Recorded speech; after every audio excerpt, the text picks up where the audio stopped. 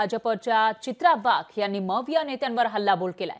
उज्ज्वल निकम यांच्यावर होत असलेल्या टीकेला त्यांनी जोरदार प्रत्युत्तर दिलं आहे। उज्ज्वल निकम यांनी भाजपची बाजू मांडली तर पोट का दुखतंय असं चित्रा वाघ म्हणाल्या।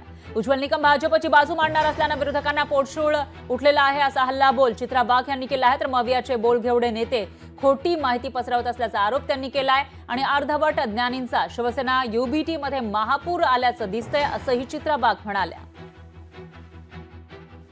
तर भाजपच्या नेत्या चित्रा वाघ यांनी मवियामधील पक्षांवर टीका केलेली आहे आणि त्याचबरोबर शिवसेना युबीटीच्या नेत्यांविषयी सुद्धा त्यांनी या ठिकाणी वक्तव्य केल्याचं पाहायला मिळतंय। तर अर्धज्ञानी हे शिवसेना युबीटी मध्ये असल्याचं त्या म्हणाल्या आणि याशिवाय उज्ज्वल निकम हे भाजपची बाजू मांडणार असल्यानं मवियाच्या नेत्यांमध्ये पोटशूळ उठल्याचं सुद्धा चित्रा वाघ यांनी म्हटलेलं आहे। तर मवियाचे बोलघेवडे नेते हे खोटी माहिती पसरवत आहेत असा आरोपही त्यांनी केला।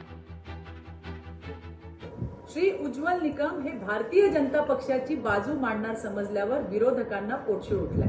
त्यामुळे महाभकास आघाडीचे काही अर्धज्ञानी बोलघेवडे लोक खोटं पसरवत आहेत। त्यांच्या माहितीसाठी एक गोष्ट सांगू इच्छिते। पूर्वी आदरणीय शिवसेना प्रमुख बाळासाहेब ठाकरे यांनी ज्येष्ठ विधिज्ञ अधिकराव शिरोडकर यांना राज्यसभेचं खासदार केलं होतं। पण सटरफटरांना हे कसं माहिती असणार, कारण त्यावेळेला त्या शिवसेनेला शिव्या देण्यामध्ये गुंग होत्या। यापूर्वी केंद्रात युपीएचं सरकार असताना कपिल सिब्बल, अभिषेक मनु संघवी हे सरकारची बाजू मांडायचे आणि पक्षाचीही बाजू मांडत होते। आता उज्ज्वल निकम यांनी भाजपची बाजू मांडली तर तुमचं पोट का दुखतंय? अर्धवट ज्ञानींचा शिल्लक सेनेत महापूर आल्याचं दिसतंय। रोज सकाळी सर्वज्ञानी बांग देतात आणि बाकीचे सटरफटर इतरांचे उकिरडे उकरायचं काम करतात। अशा लोकांनी उगाच खोटं पसरवण्यापूर्वी थोडी माहिती घ्यावी आणि नंतरच थोबाड उचकटून बोलावं।